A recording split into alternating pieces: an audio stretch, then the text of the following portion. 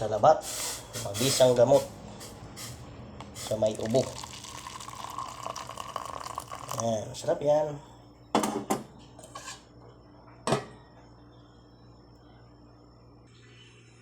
Inom po tayo ng salabat.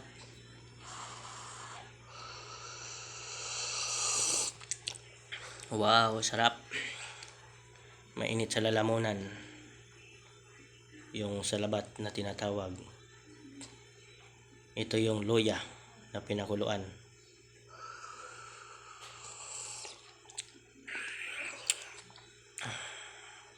Masarap po yan.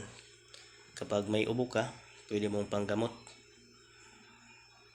Bukas maganda na yung pakiramdam mo niyan. Ako, tulad ko ngayon, uminom ako ng salabat para bukas okay na yung aking nararamdaman. Ayan, mainit siya sa lalamunan.